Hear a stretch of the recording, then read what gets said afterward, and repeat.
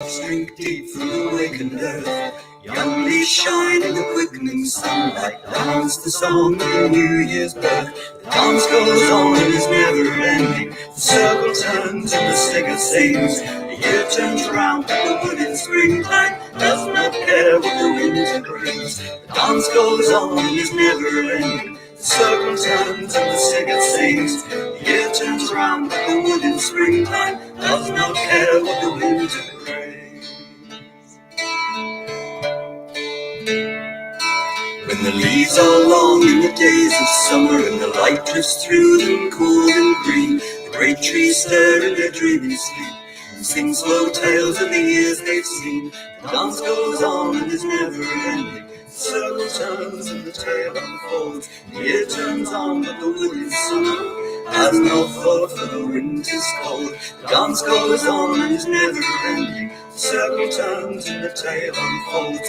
The year turns on but the wood in summer has no thought for the winter's cold.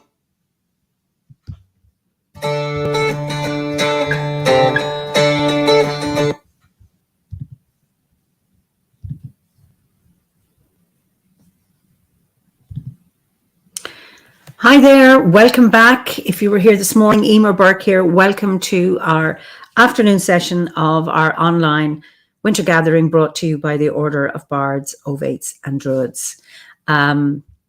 So good afternoon here in Ireland, and good morning, good evening, wherever you are, or if you're watching a recording of this. So hi, Robbie, from a still snowy Bromley in Kent, and Sherry from New York. Lovely to see you all. So, and I'm impressed with those on the other side of the Atlantic getting up so early for this gathering. So just lovely to see you. And hi from Sintra in Portugal, California, St. Lucia. Happy one day earlier. That's wonderful to see you all. So we today, or this afternoon, we are going to southwestern Ohio. And let me introduce my guests today. We have Loam, Ananda, and Srini. Anand, and I'm just, so you're both very, very, very welcome. And before I get you to talk, because the title of the talk, and this is really, really interesting, it's Hindruidry, a marriage of Awen and Om. So just to introduce Loam, Loam Ananda is an Ovate and a member of the Order of Bards, Ovates and Druids since 2016. And she has a background in reclaiming witchcraft and deeply influenced by the alchemical fire circle community, as well as a personal kirtan chant practice. Her favorite form of magic is comprised of voice, music, movement, and service. She's a published author and poet, and she weaves her spirituality into her poetry and fiction, and into nonfiction. She's currently finishing a work on a book about her kirtan chanting practice. And her work in OBOD has given purpose to her previously scattered and random songwriting tendencies. She claims to use her bardic gifts and experience, not just for entertainment, but to commemorate and transmit knowledge and experiences of our community through poetry and song. And you can find her on Facebook or Instagram at Loamology. That's Loamology. And then I'd like to introduce Srini Anand. He's a recent member of the order and is working his way through the Bardic grade. Born in India, he was raised in a Hindu family and continues his practice in this faith. And in his youth, his family impressed upon him the virtues of different spiritual paths. And after attending Druid gatherings in the US and participating in rituals over the years with Loam, Srini felt the call to join OBOD. And he divides his time between exploring the synergies between Hinduism and Druidry and tending to their garden, their chickens, and their bees. And he can be contacted via Instagram at Hindruid. So it's over to you both. Thank you. We had talking about a little bit of our past, but we forgot that we'd such extensive bios. So I think you get the sense of how we arrived where we are. Do you want to present the screen, please?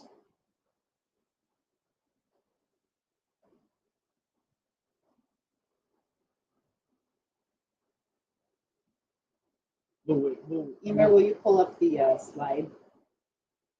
Or maybe maybe we see a different view.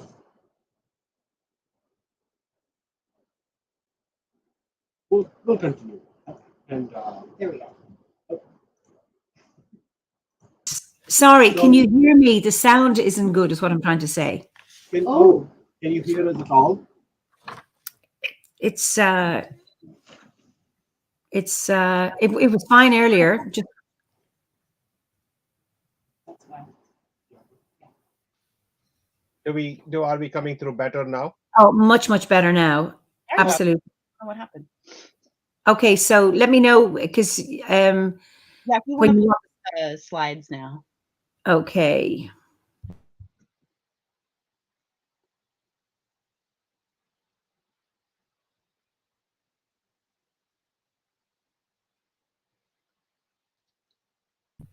The slides have disappeared. Ah. Let us do this one more time, and if that doesn't work, we simply move. Somebody says the internet goblins are attacking. Well, they're certainly obstructing anyway. Ah, we have it now. Okay, All Awesome. Thank you. over and out. Okay. So we are the Hindruids, and that is a term we came upon not too long ago, I think. Mhm. But our paths have intertwined a long time ago. Since the beginning. Since the beginning, really, maybe within the first few months, really, of us being together. And as we were becoming partners, I had looked into what would be of interest in designing a ring for when I wanted to propose to Loam. The idea that I had was I had asked her, what is a symbol that is important to you? And she's always told me about In my this- faith, right? In your faith, that's right. He was asking all these very like profound, deep questions. Like, if you had to pick one symbol to represent your faith, what would it be? And I had to be cryptic because I couldn't give this away, and so on. So I chose a sun symbol. No, I chose. I'm sun. sorry, Yeah. you chose a sun symbol. I chose the sun because to me that really reflects that eightfold path of the year. Like, we are following what the sun is doing, and those cycles that come about simply because we are revolving around the sun. Mm. And you chose. And I chose the lotus. I was fully immersed in the Hindu culture, in the Hindu spiritual path at that time, and I didn't know anything about paganism, and certainly not Druidry. And I chose the lotus. And so the ring that I had, the jeweler design, has this bezel on top, which contains a lotus on one side and a sun on the other.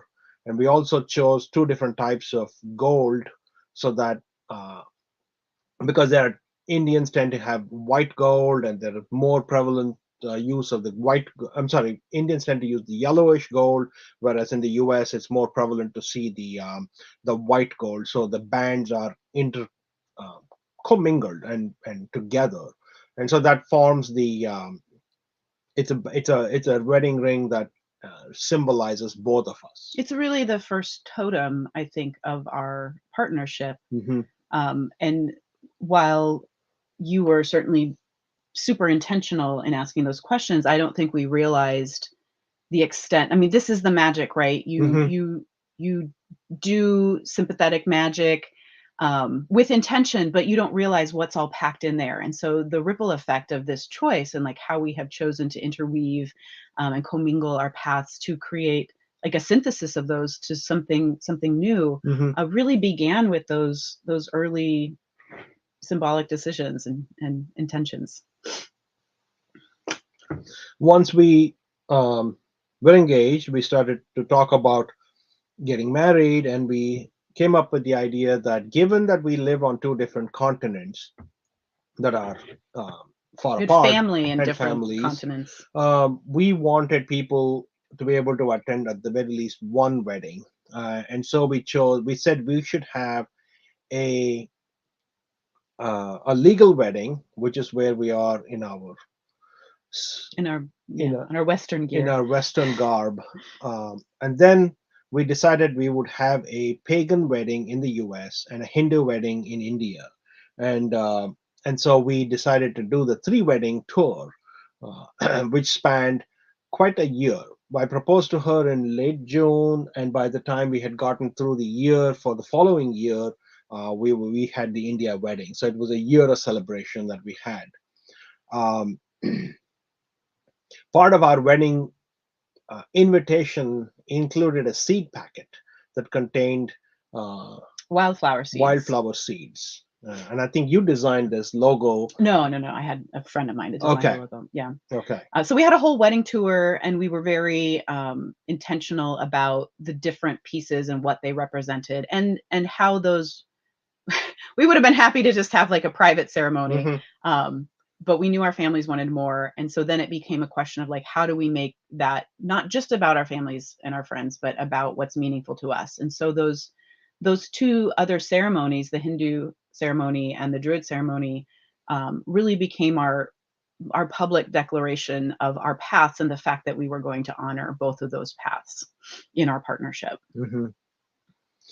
And so the picture on the right with us by this little tree here is an aspen tree, if I remember right, and that is an ancestor tree that we donated to the land where we got married.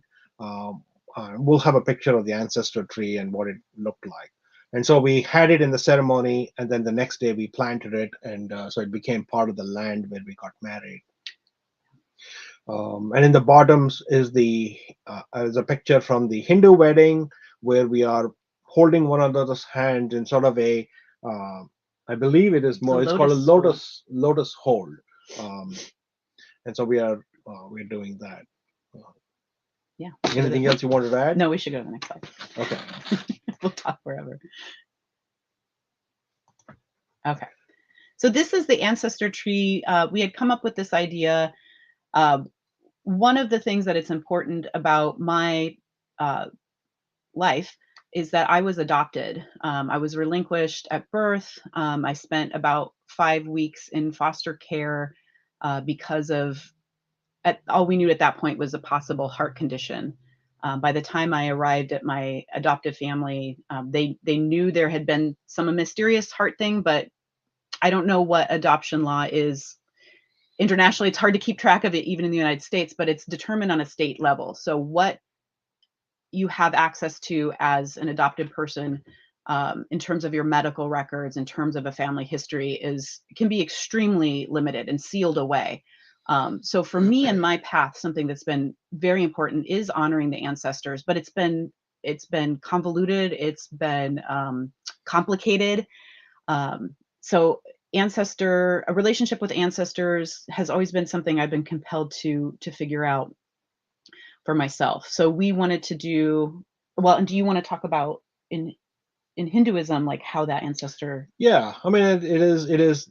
Ancestors are honored, but they are individually honored. They're never collectively, and it's almost as if it's just the remembrance on the day that they died in the years past, which is very different from our Druidic practice of honoring them on Samhain. So, and the picture this one to the right is actually from our Samhain. Well, don't say that one yet. I'm sorry. Go ahead. Finish your thought. So we established this tradition as part of that Druid wedding. We made individual ancestor cards for each ancestor and all our branches. And it was significant to me because I have extra branches. I think of the adoption branches as being the roots, being underground. They're not seen. They're not always, they're kind of in the underworld. And the adoptive ancestors are what is seen. They're legal. They're facing the world. But it was very important for me to honor all 4 branches. So I had 4 branches, he had 2. We had those family members sitting, our ceremony was in a circle, and those family members were sitting in the inner circles. And at the time of this part of the ceremony that we designed, we had a representative from each branch would go and take these strings of ancestor cards and we would honor that branch, we would speak that, and then the representative would take them to the ancestor tree and hang them up. So we had all of those branches of our ancestors with us. It was particularly profound for me because at that point I did have contact with both my biological mother and my biological father, and they did attend. So I had every single branch of Mhm. my family, adopted and biological, represented, which was incredibly powerful for me. And then, they were woven then into our partnership through that act. Mhm. And so they were hung there in the ancestor tree, and then, we took the cards off the next day and then planted that tree. But those cards still, we Mhm. bring them out every Samhain. So Mhm. you And wanna- we add to them too, as the closest relatives. We honor all the relatives, and we'll talk about that later. But we do add the closest relatives to these card chains, I think. Yeah. Right? And so this is from our Sawan this Just year, last just year. this year. And let's see if this will play. It's It just a might be. quick little. And so we had a little. We made a little grotto outside. It may not play, so I'm just Okay. not going to It worry was about. just them waving. Yeah, we had a little grotto, and then we have stone that we have harvested from our land that we built a little altar for, and we have all the different things that we may remember, and have our ceremony out in the woods. As you can see, it is pitch black. And there's a part of the ceremony where we call it the March of the Ancestors. Mhm. And so we bring them in and we hang those strands up and we speak their names Mhm. every year. And then we ask them to receive the ancestors that have, or the beloveds who have passed this last year. So every candle, the tall, the Mhm. little skinny taper candles, each one of those it represents a person who passed for us in this past year. In So the past Samhain, since the past Yeah. Samhain. So we speak their names and we light a candle for them, and we ask for the beloved dead who are already on the other side of the veil to receive them and welcome them. Mhm. Yeah. One of the other practices that we have in our marriage is the reading of the tarot. Hmm. Uh, when we do this on our legal wedding ceremony, because that was That was our first just initial commitment right. to each other. And so we do a reading every year for the following year, and we try to journey away for a little bit, and then on the way we try to read what the readings in the past 1, 2, 3 years were. And so now we have started to make the practice uh, regular, and we've done this now close to 10 years, I think. We've done it every year. We have done that every year. We did right? our first one Mhm. the year we got married. We did Right. a tarot reading, and we've really prioritized that practice, that every Mhm. year on that anniversary, we step out of time and space to Mhm. reconnect to our marriage, and to talk about we always set goals and intentions for the next year. What do we want in our relationship with each other? And then we do the reading, and then we reflect back on previous Mhm. years. Mhm. It's been a very rich It's been a practice. very rich practice. It's definitely been wonderful. It has taken me a number of years to get to the point where I am fully invested in the process. Because wasn't part of my uh, practice before, but now as we do it more and more, we see the readings, and we take comfort in them, and we also look to them to tell us what ought to be as we go forward. Don't let him fool you. He's very good at reading the cards. He always has been. So this is a new deck that we started using. We have used the plant oracle, maybe, or the animal Yeah. oracle before. We have used the druid We've craft used Rider-Waite. Rider-Waite, and now we started. You got me this year, and we started using the Wildwood Tarot. I think that was a good reading this year as well for us.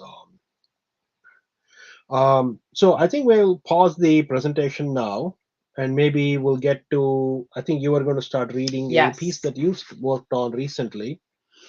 Yeah, so I would like to kind of offer this as a circle within a circle. There's a piece I'd like to read that's very connected to how I integrate Hinduism into my practice on a personal level. But people are often curious about some of the Hindu gods, and so I thought this would be a nice introduction to them. The context for this is I am finishing an MFA program. I'm writing a book right now. The working title is 1001 Nights Preparing to Die. It's a little play off of Arabian Nights. That heart condition that I mentioned earlier that was not known to us during my time in foster care turned out to be a congenital heart defect. I had a small stroke in 2012 because of this, and have since a lot of cardiac issues that are disruptive. So while I'm in no imminent, the imminent demise of me does not seem to be real, I still walk very closely with death. Like when your heart stops working correctly, like you're just aware of your mortality. And so I began this chanting practice in 2020 as an attempt to sort of make peace with what was happening in my body. I had tried so many different things, and nothing really seemed to help. And this practice has really helped me. Not necessarily change the physiological effects, but um, allows me to make peace with my mortality. So that's the kind of more morbid part of this, but it's an introduction to these four deities in particular. Before we start, did you want that slide to be Yeah, displayed, that's fine. or Well, yeah, they don't need to see me; they'll hear okay? me. Yeah, All Emer, right, if you want Emo, to if you bring it up. can, please. And this is an excerpt, so some things might feel a little choppy. Shiva Nataraja whirls his cosmic dance inside a flaming halo lit by flickering candles. His forearms are full of all sorts of things. In his back right hand, a damaru, the hand drum that made the first sounds of creation. I imagine it to ring like the first djembe I heard at an alchemical fire circle, my world expanded by a single palm meeting a circle of tightened goatskin. In another arm, Shiva cups the Agni, the fire that will destroy the universe. Don't worry, the whole thing gets recreated. I've read that Shiva's favorite dance is the Tandava, the dance of death. I imagine what it is like to favor the dance of death. Personally, I have not been enjoying this dance. I've been dancing the dance of death since I was 16 years old. Please, God, let me die, I prayed in the hospital bed, the medical staff unaware of the allergic reaction to the compazine they'd given me. My brain swelled. I dreamed of walking into an oncoming train. I lost muscle control of half of my body. Dystonia, they called it, and discontinued the medicine. I was alive again in half a day. I danced the dance of death again 21 years later when I had a small stroke.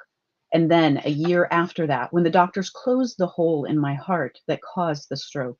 So many warnings from the neurologist about the possibility of death that I made a will, a living will, and a medical power of attorney.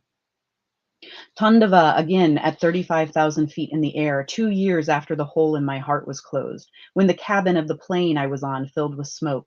My oxygen mask wouldn't deploy, and all I could think was, I survived a fucking stroke only to die in a plane crash? But I didn't die. My husband didn't die. My daughter didn't die. We made an emergency landing in Bozeman, Montana, met by fire trucks and ambulances on the tarmac. We were offered free pizza for our trouble. I can't eat dairy.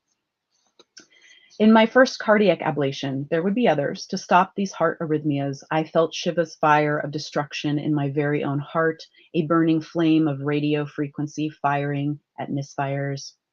Awake for the 4-hour procedure, I experienced a firsthand traumatic body horror I could not have predicted. Even with the pain medication and light sedation, the pain was searing. I felt like my heart was on fire, because it was. Thin, flexible catheters delivered heat to burn tiny scars on the interior walls of both my ventricles. I drew upon every mindfulness technique I knew to try to manage the pain. I followed my breaths, slowed and deepened them, counting slowly to 4 for each inhale, holding, and then counting to 4 again on the exhale. There were no clocks. I need you to stop breathing like that, the doctor said. You're moving the catheter. There's a kind of stillness that is not still. I was not supposed to move, not supposed to even breathe deeply. Having exhausted all my resources, I made myself a living corpse. But this was no shavasana, no corpse pose, no reward at the end of an hour-long yoga session. There was nothing in this pose but pure pain. Shiva throws me a mudra with his right front hand, a gesture to quell fear. He crosses his front left hand across his chest. The position of his hand, wrist flexed downward, fingers pointing toward his uplifted left foot, the gesture my mother-in-law uses to summon me to come. Not the upturned American palm, fingers folding inward to the summoner, waving the receiver toward the heart, but a much more grounded gesture, a palm swatting always toward the motherland, more ancient than I have ever known. To her feet, come here, she means, and here is a solid place, a place of foundations, nothing so fickle and fluttery as a heart. In another corner, Krishna plays his flute, one leg in front of the other. He, like Rama, is one of the many forms of Vishnu, the primary god of my husband's family. My husband stops, makes a prayer. We will chant to Rama and Krishna and their consorts, more than any other tonight. A year after my first 2 cardiac ablations, we hosted an Eisteddfod for Krishna. Eisteddfod is a Welsh word that represents I'll skip that part. You know what that is. All art is a work of magic, the speaker says in Oddfellow Casino's spoken word and ambient music performance in the song From Swerve of Shore to Bend of Bay, which alludes to a recirculation of a liquid, fluid female presence in Joyce's Finnegan's Wake. When James Joyce wrote Finnegan's Wake, the speaker argues, he no longer believed he was simply writing a book, but performing a work of magic. And so by offering an Eisteddfod dedicated to Krishna, my husband and I take our first public stance as Hindruids. It is a tricky business, this melding of spiritual traditions. I am wary of cultural appropriation. He tempts scorn by departing from more traditional pujas. We invited friends to bring songs or stories to Krishna. We fed them Congress kadalakai, murku, kodobole, kobari mitai, ladu, peas curry, mint rice, poha, upma, idli and chutney, kosambari, appalam, badam, mango coconut kulfi, baked bananas with coconut and jaggery, cashew fudge, all made by hand. We cooked for days. I sang a song that night, the song of Radha, the gopi, the milkmaid, who became the beloved of the god Krishna. The words weren't mine. They were translated from Bengali into the English language I could read. But the melody was mine to weave like the consort weaves herself into the mythology of the consorted. You can always find the consort if you know where to look. She frequently has something to say. If I thought Shiva had many arms, it is only because I had not yet encountered Ma Durga. Why so many arms, I used to wonder. The many arms depict the immense power of the Hindu gods, and the objects they hold, the mudras they make, depict their power and character. Durga's hands hold both weapons of creation and destruction. She is perceived as a warrior goddess. The story goes that Brahma, Vishnu, and Shiva, and a few of their lesser god buddies, created Durga to slay the buffalo demon Mahishasura. In some versions, Durga is formed from the consorts of Brahma, Vishnu, and Shiva, Saraswati, Lakshmi, and Parvati, conjoined of their own volition to form the ultimate warrior. They all gifted their weapons to her.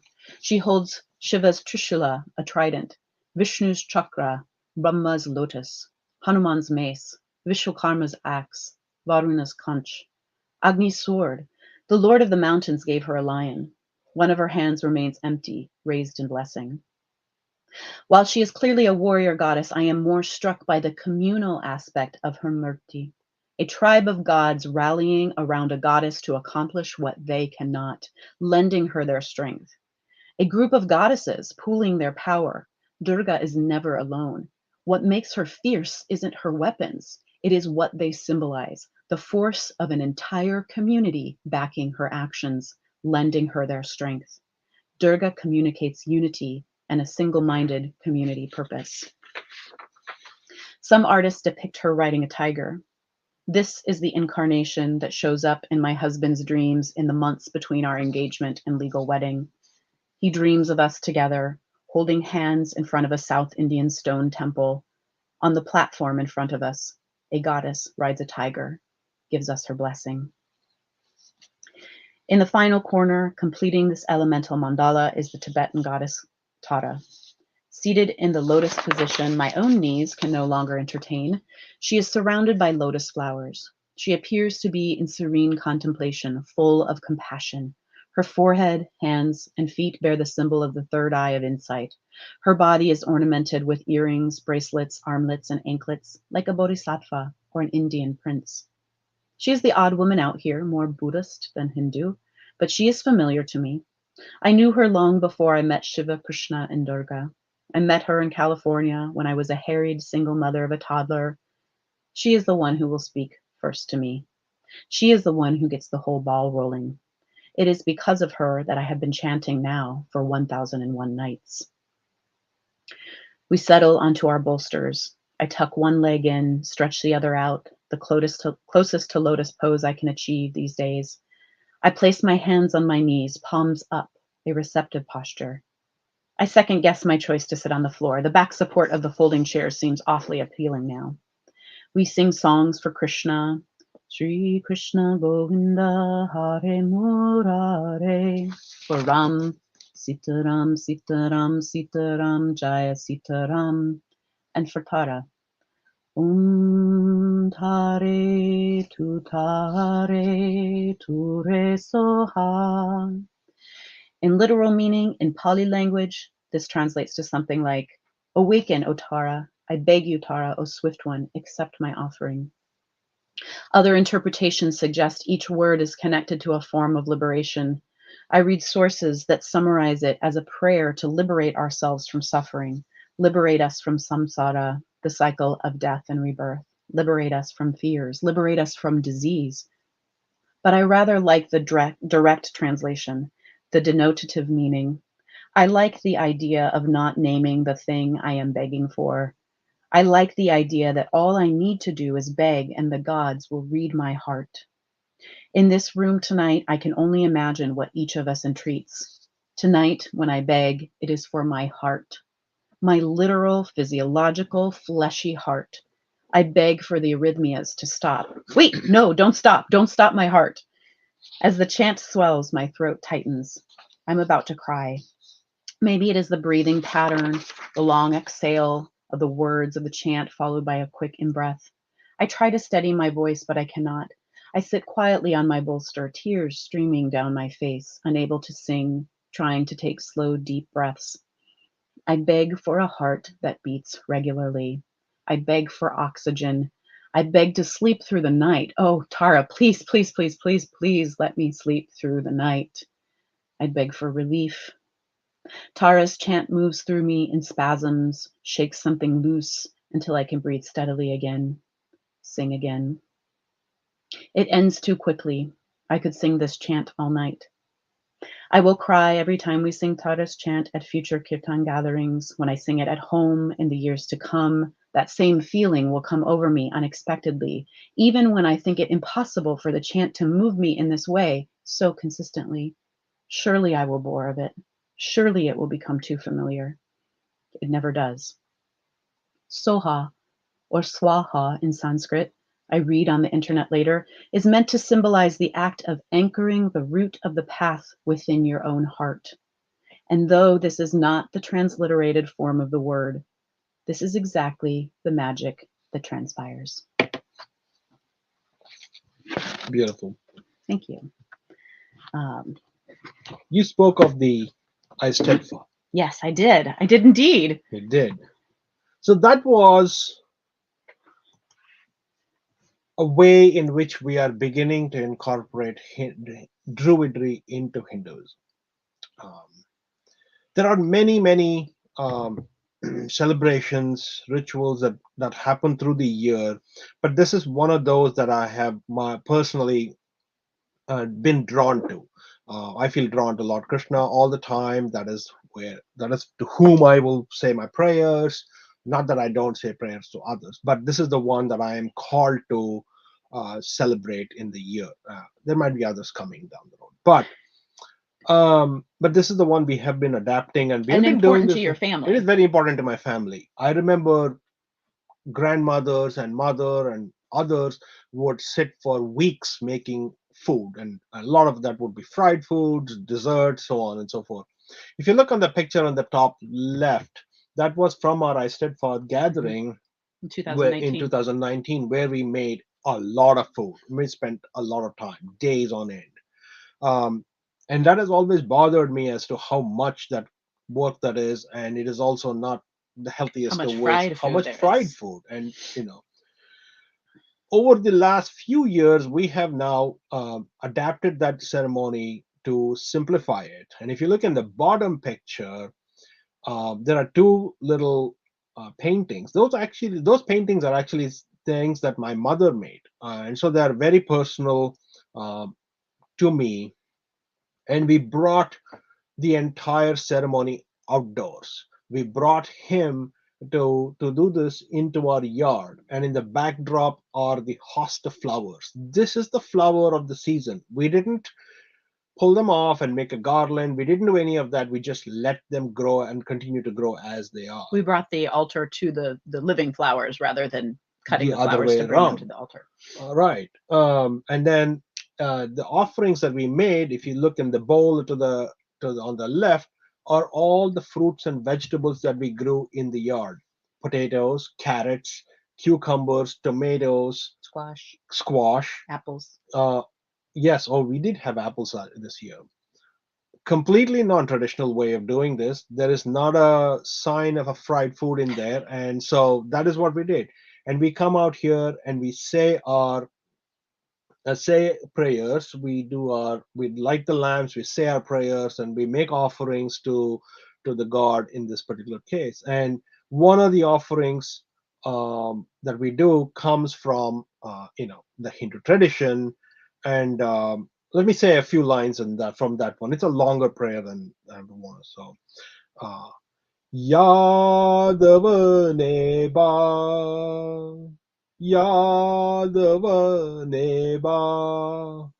So I'm invoking Yadava, God, Krishna's another name of Krishna. I am asking him to come join us in this ceremony. It's almost as though I am calling him, like we would cast a circle and ask them to come. Yadukula Nandana Madhava Madhusudhana Baro.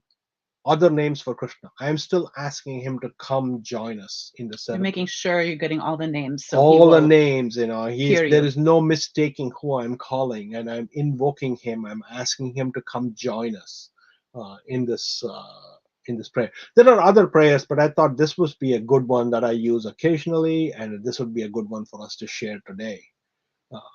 But then we transition to your song.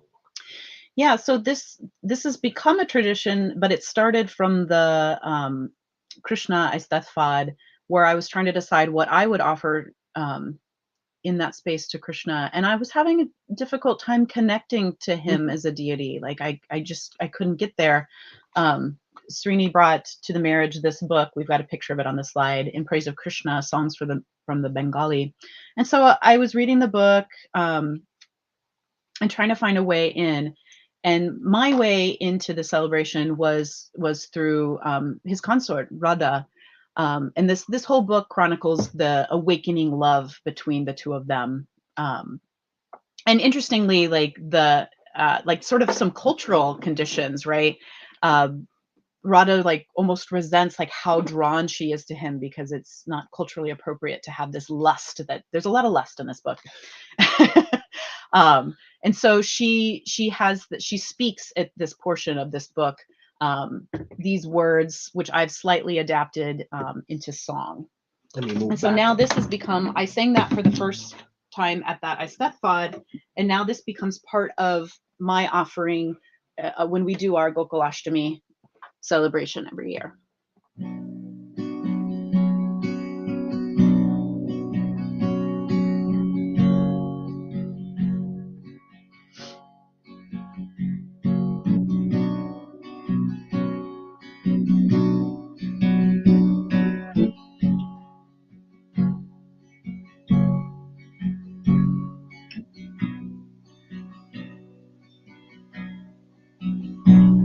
May the earth of my body be the earth my beloved walks upon. May the fire of my spirit be the mirror that illuminates his face.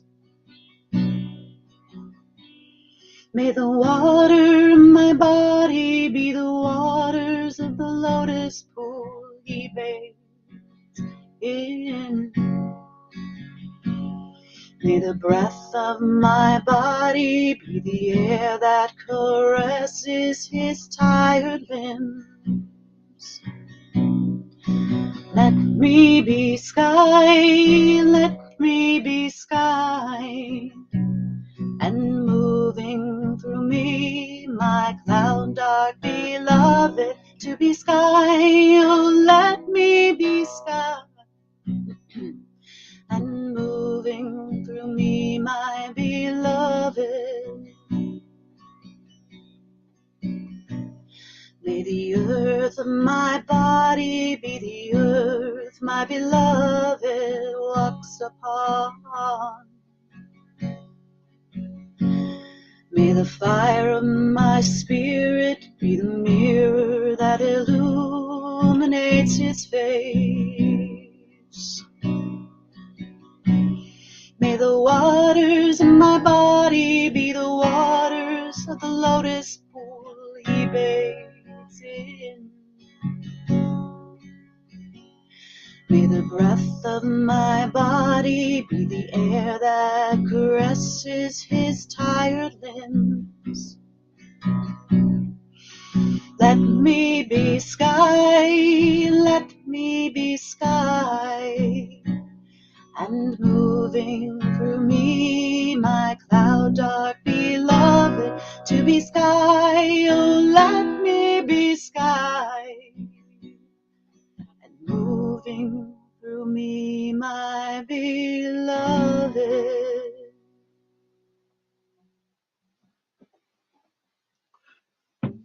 It is a beautiful song, but the other side of it invokes all the four The elements. elements, right? This is coming from a completely different culture, a completely different spiritual path, yet This is one of the early conversations one we of the had early about the conversations. commonalities between our paths. Yeah, we would talk about this and go, oh wait, we do that there. Oh wait, this is the same as this. It's not exactly the same, but it is similar. So that is how we are able to blend these two things together. It is not about being two polytheistic faiths and spiritual paths. It's much more than that. There is a real common path between the two.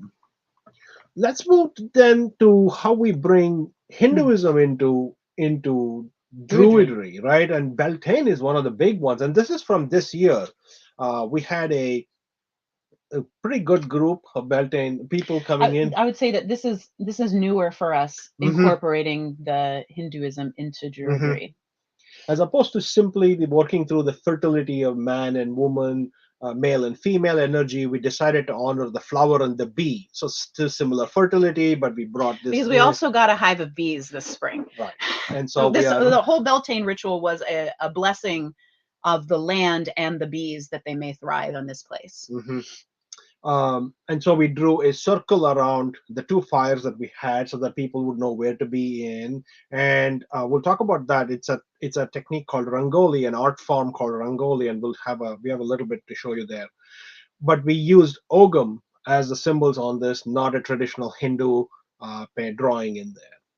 And then we incorporated the bee in many different places. And one of them was this waggle dance that the bees do. Some of you may know this, that a bee which figures out where there is food will fly back to the hive and do a dance, sort of a wiggly dance, and tells the bees where the food is in relationship to the sun. So it actually the waggle indicates the angle to fly to get to the angle in relationship to the sun to find the nectar. Yeah. And then we had adapted our ritual, and then we brought in. You realized this one day. You brought this up and said, "Oh, there is a Brahmara Devi who is a goddess of the bees. Did you know about her?" And then I said, "Oh, I do actually know a little chant for her." And so we brought that into our practice, into our ritual that day, and we sang that when we were invoking the deity's portion of the ritual. We invoked this. Brahmara Devi. Yeah. So the chant goes, Sonayana Brahmara, Brahmara, Brahmara, Brahmara, Brahmaradipate. You with the dancing eyes, the honeyed eyes, queen of the bees, call now your bees. Sonayana be Brahmara, Brahmara, Brahmara, Brahmara, Brahmaradipate. You with the dancing eyes, the honeyed eyes, queen of the bees, call now your bees.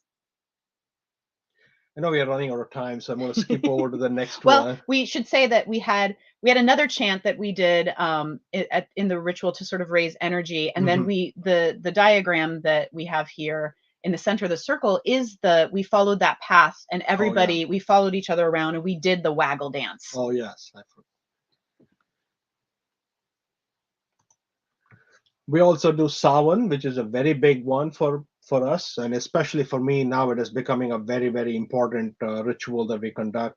This is from last year, where we had the fire, the same ancestor cards on that, and as Loam mentioned in the previous slide, we call the ancestors who have recently passed, and in the past year, I think in this year we had 4 people pass, 4 or 5.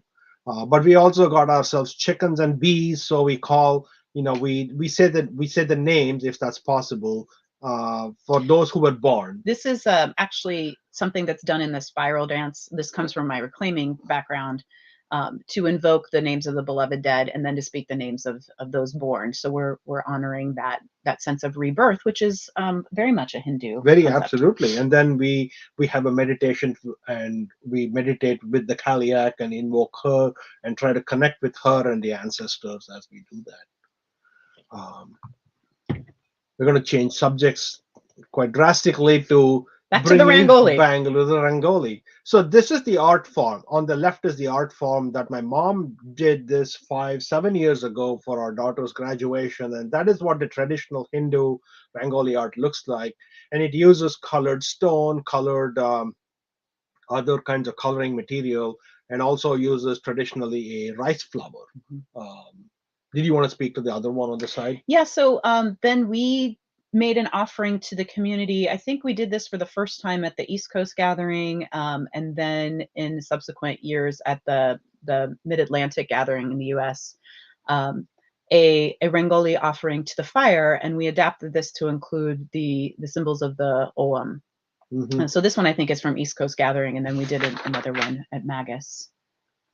Yeah, so that brings us, and so it allows us to bring the art form into Druidry, use it, adapt it to our North American, or what is available in our North American community. Yeah, so that we now the one in the picture I think is just flour, wheat flour. But for the one we did in Magus, then we got cornmeal. So we're trying to use materials that are more indigenous to the land where we live to make that offering. And that was what we wanted to share with you. This is how we bring. We did it with time for questions. And this is how we are bringing this together and continuing to evolve. Right. Yeah. We want to say that we do still have our individual practices. You have your own readings that you do sometimes, and other Druidic practices that you are on your individual path. I have my Hindu practice that is also separate and distinct, but we also come together to do all of these together. So that's how we are bringing this in together. So we are marrying Awen and Om. Awen and Om. Well, that was just absolutely wonderful. Just somebody says here, I'm going to put it up. That looks like the circles of the Earth Mountain, Mount Muru. I think they must be referring to the photograph on the right with the circles and whatever you have in the middle. It looks like a mountain. Nice. So, lots of good response. I'm going to take the slide down. Some questions. There are a number of them. Just a quick one is, in the painting of Krishna and Radha, is there a reason why some gods and goddesses have bluish skin? I wondered if that would come about. Nice you wore blue today. I know. Krishna actually in Sanskrit means black. So he is a black god. But that is not the color that is preferred in non-white circles. The fairer you are, the better off you are. At least that's the perception of it. So Krishna is colored blue. I did not know that until maybe 10-15 years ago, that was not the case. Krishna actually means black. So it is a artistic misrepresentation actually Of a very dark skinned of a very dark skinned person being represented blue. Maybe there's Well, a sheen to it. I find this fascinating because in Irish, the word for black is dove, but you would never use that word to describe someone's skin. Like, this is jarrag, red, but my hair, I was once a redhead, my hair was not jarrag, it was rua. And for a black person, they are a dinagurum, they are a blue person. Oh. Wow. Wow. Okay. So that transcends cultural. Somehow, I mean, it may be ancient. I don't know where the origin is that we don't use the word dove for black people. Blue. I just interesting synchronicity there. So, does Hinduism have some form of animism? Yeah. I mean, I don't know how to describe animism. I don't know the definition of animism myself, but animals are predominantly featured. There is Hanuman, who is a monkey god. He is all in all monkey. Then there is Ganesh, who has the head of an elephant and the body of a man. They all have animal. There's an animal association with each. Every deity mounts that they use to write them. So that's how I interpret animism. I don't know if that is the right interpretation. Like the spirit is flowing through everything rather than just animals. But what about mountains, rivers, trees? Oh yeah. Yeah, there are sacred lakes and mountains and places. Yeah. And rivers, of course. Absolutely. Oh yes, without a doubt. Somebody says here, Siduri, that the Norse also referred to Africans they met as blue. I always thought that color perception is very cultural. So fascinating to hear that from other cultures. Yes. Yeah. Isalinda says she sees black people as blue people with a blue aura. Now that is interesting. Oh. So now there's the question. This is, I think, for you, Loam. How familiar might it have been for you to die and be reborn in a single incarnation? Was there any echo of recognition of reincarnation events, say maybe previously forgotten, recycling within samsara?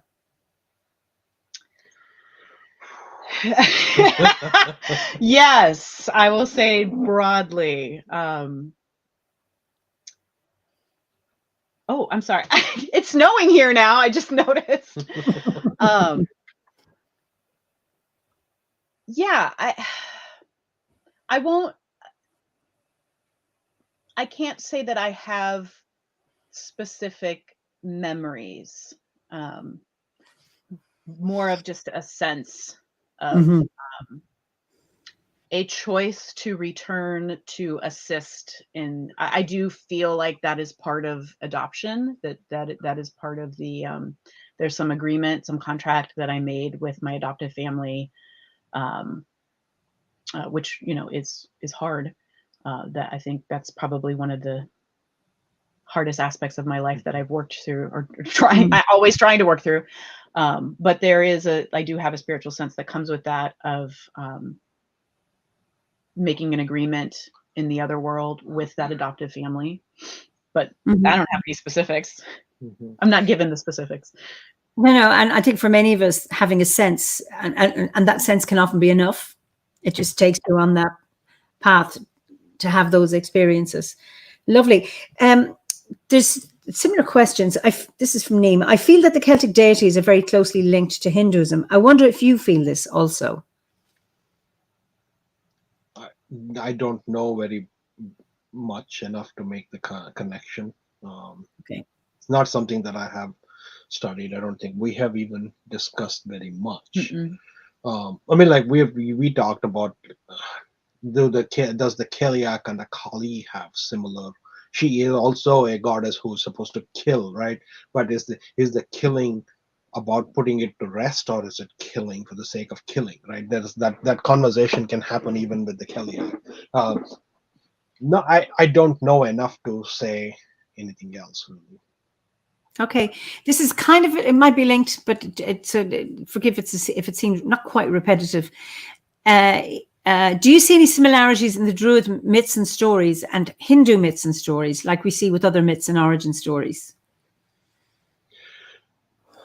Water is a big theme that I notice, right? Mhm. I mean, like,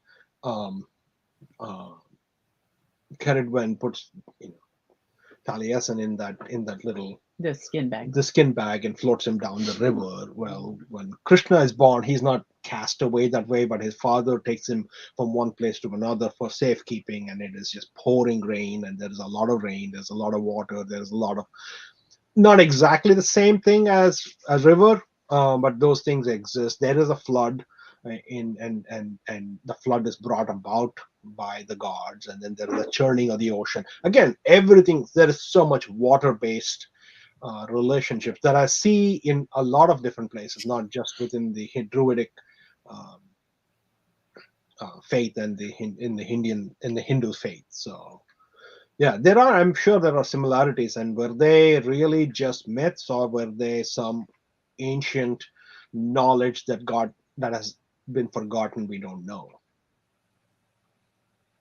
Okay. Just as was a comment, just one Celine, whose dad is Indian and mother Dutch, lives in the Netherlands, and has often just came across this and saw how much this talk has made sense. Oh. Because this person has been torn between the Vedic knowledge and European lore, and here we have a pair of Hindruids speaking and Join us, Celine. working on that wonderful synthesis of the two traditions. Yeah.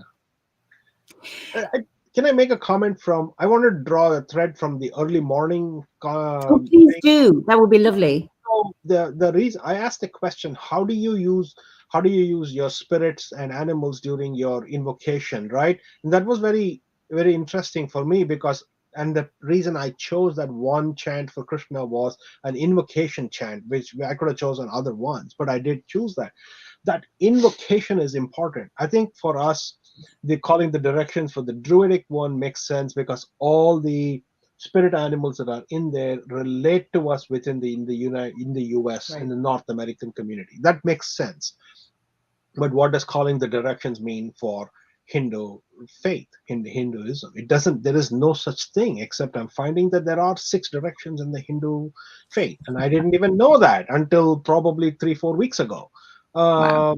So that calling, right? That those people, the 4 of them said, just be careful who you call. Call the local. Call the people who you are drawn to. So that I thought was so important, that you have to personalize this for your place, for your faith, for your path, for whatever you are called to. I think that was really insightful for me. And It's interesting. It just dawned on me. I hadn't thought of it. Not that I hadn't known it. Just didn't think about it. Is that in the US there aren't a collection of gods, but there's spirit. There's the great one. And in Ireland it's full of gods and goddesses. So I take it just take it for granted. It's there. I just hadn't thought about it. And of course, obviously, we have the four directions as well. That in the native traditions, except I suppose they call spirit, but just interesting. And I'm glad you discovered that's it. It's lovely to make discoveries about your own tradition that you didn't know, and that you can never be an expert on anything. I think it's lovely to continue to make those discoveries. Isalinda says, for the ancient minds, there were 7 directions. And it's funny because the 7 is an odd number. And I'm always thinking, that for whatever direction, there's an equal direction. And then Pagan Jester says there is only one direction. Well, that's bad. Sorry, they're being really funny. Sorry. I missed that one. A bit slow on the up. Anyway. And then for the Cherokee, there are 7 sacred directions. Unless it's north, south, east, west, Heavens above. sky, earth, and then yourself. If that's Okay. We have started to incorporate the heavens above and the earth below. The earth and then below. the great center and the great center. Yeah. So that's Mm. probably 7 directions. Yes, I get that from that point. Listen, we have reached our hour. Thank you so much. It was just wonderful to hear you. And I know from the comments here that people really, really enjoyed your presentation and that beautiful synthesis and marriage. And may you live happily ever after.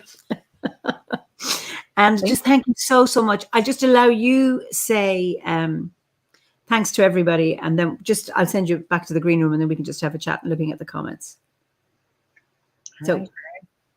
Thank you, everyone, for being part of this. Yeah, and It's giving been us an honor to talk about this with you. certainly, and the platform that you provide is amazing and bringing all of us together. Thank you. Yeah, well, it's such a joy. See you soon. So, thank you so much for joining us this morning, and it's lovely to see your comments. And so that ends the talky bit of our online gathering. I know for members that we will be having our Zoom meetup at 3:30 UK time. But then join us, anybody who isn't a member, again for 7 p.m. UK time for our online winter solstice ceremony. And then at 8 p.m. UK time, we will have our Eisteddfod, and you will not be disappointed. So until then, until we see you later officially at 7 o'clock, which will be on this platform again at 7 p.m. UK time. Until then, slán go fóill, have a good evening, good morning, good afternoon, wherever you are. 7 p.m. today, Pagan Jester, yes, UK time. Yeah. Okay, until then, slán go fóill.